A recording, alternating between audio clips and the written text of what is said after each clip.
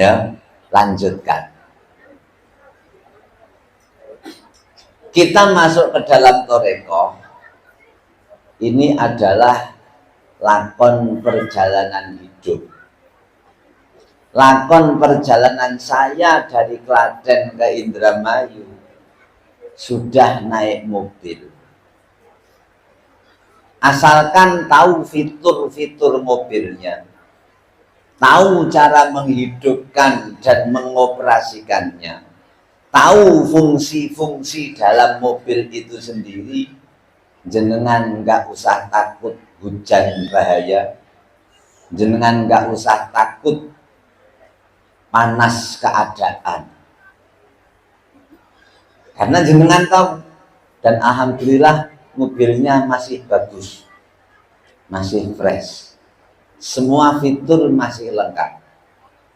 Ada AC-nya, ada tape recordernya, ada wipernya, ada lampunya, ada setirnya, ada kopling, pedal gas, rem, dan gasnya.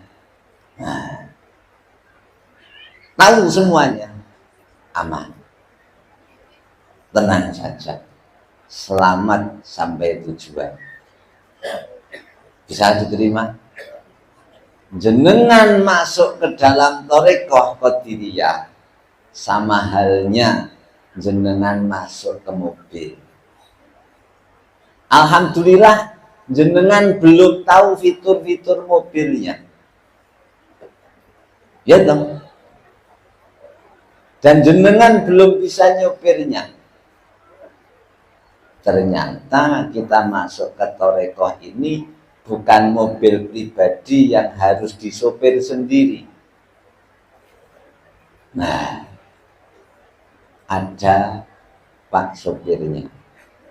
Masuk, duduk, tenang, tidur, beres.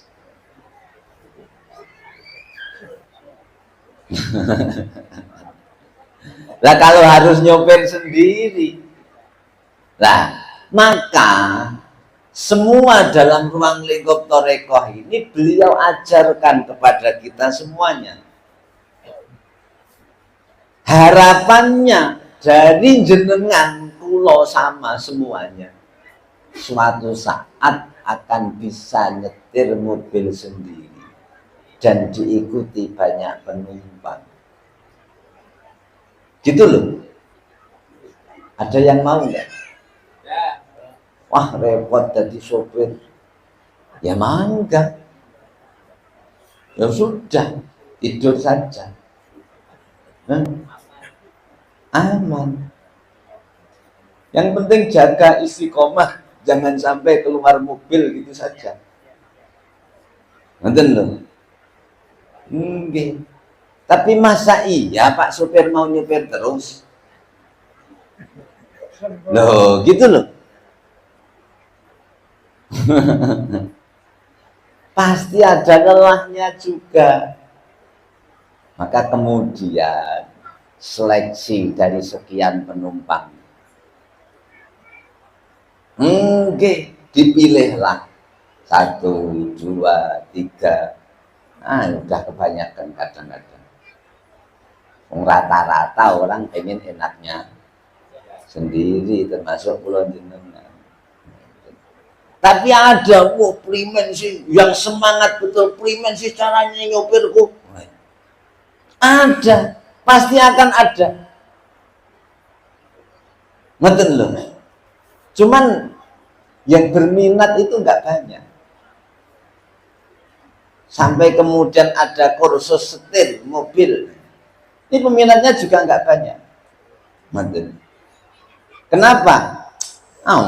Saya nggak punya mobil kok, belajar nyetir buat apa? Begitu pasti alasannya. Kapan juga saya mau beli mobil, wong duit saya nggak banyak. Loh, iya toh. Maka ya nggak mau pusing tentang nyopir mobil. Mau berangkat, cegat bis, bayar ongkos, beres gitu aja. Mungkin. Ya mohon maaf loh ya. Tapi walaupun cuma tinggal bayar ongkos naik mobil beres, mohon maaf. Udah bener-bener bayar ongkos naik mobilnya.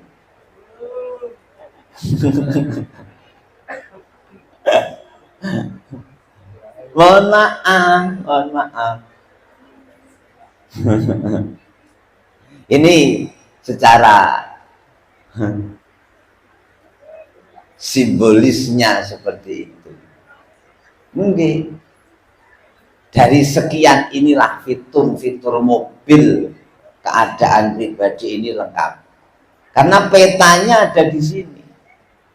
Perjalanan Masjidil Haram, Masjidil Aqsa sampai ke langit 7, ini petanya di sini. Atau kemudian petanya yang digelar ini, tapi tempatnya ada di sini. Bisa kebalikannya. Terserah mau yang di skala atau di peta di atlasnya itu ini akhirnya ditunjuk di tempat di sini langit 1, di sini langit 2. Seperti jenengan lihat peta, ini Kalimantan, ini Sumatera. Kenyataannya berangkat enggak? Nah, maka ayo cuman sekedar tahu tentang Kalimantan.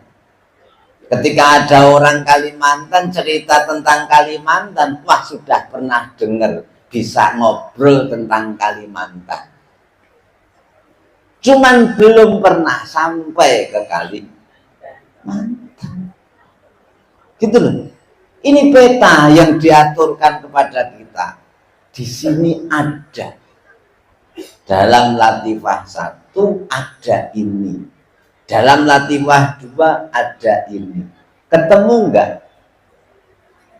Ya cuman tahu ceritanya di Kalimantan ada suku Sampit. Perang dengan Madura, tahu ceritanya.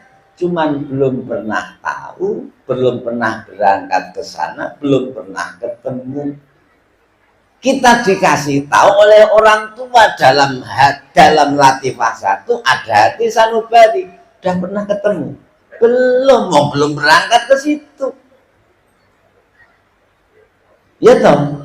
Lah berangkatnya kemana? Entah, main-main terus. Nah, jenengan mau ngiteri Indramayu ini 1 hari selesai. Tapal batas Indramayu jenengan kelilingi 1 hari selesai. Tapi jenengan masuk ke Latifah 1 belum tentu 1 tahun selesai. Iya, untuk ketemu dengan rupa kuning ini. Tapi bisa 1 jam ketemu. Nah, bagaimana? Mau nyari apa kamu di Indramayu? Kamu kenal dengan orang Indramayu, tempatnya di sini. Nih, tuh. Nggak harus muteri Indramayu. Gitu loh. Diantarkan ketemu orang. Mau cari apa kamu di Indramayu? Mau cari apa? Hah? Luki Hakim. Mau cari artis yang jadi bupati, konon. Nah, kenal orang Indramayu yang kenal dengan Luki Hakim. Nggak usah muteri Indramayu, dibawa diantarkan tuh orangnya. Oh, bisa diterima? Untuk mencari tahu keberadaan rupa kuning ini, keadaan orang ini. Kalau jenengan sendirian, jenengan belum pernah datang ke sana. Ngerti lho? Sulit. Tapi kalau jenengan mau fokus kenal dengan orang yang pernah menjelajah di sana, mau nyari ini, ayo ikut saya. Nih orangnya. Loh, enak mana? Nah, untunglah kita, untung di kita tidak bersusah payah, harus tirakat, harus riyadhah, harus wirid banyak-banyak. Asalkan jenengan ikut, berani pasrah diri sendiri, jiwa dan raganya diantarakan. Nggih, taruhannya jiwa raga, ongkosnya jiwa raga. Mohon maaf, asalkan mau saja. Kita benar-benar berangkat. Mana berangkatnya? Fokus. Perhatikan yang akan mengantar jenengan. Yang mau berangkat yang mana, yang nganterkan yang mana. Perhatikan. Karena kita hanya sebagai medan laganya saja. Keadaan tubuh ini hanya sebagai medan laganya. Orangnya yang mau ketemu, berikut yang akan nganterkan bukan ini. Ada. Kasih fotonya. Baik, yang mau berangkat mana?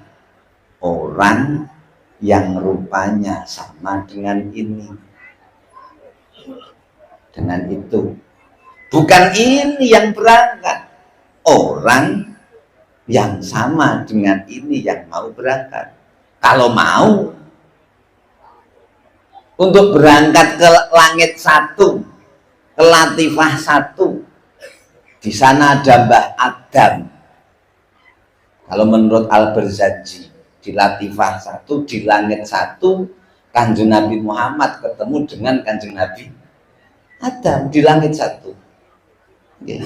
Walaupun semua Adam ada di Latifah nomor 5, tapi Nabi Adam itu Kanjeng Nabi Muhammad ketemu di langit satu, diantarkan malaikat Jibril. Muhammad bin Abdillah sebagai medan laganya.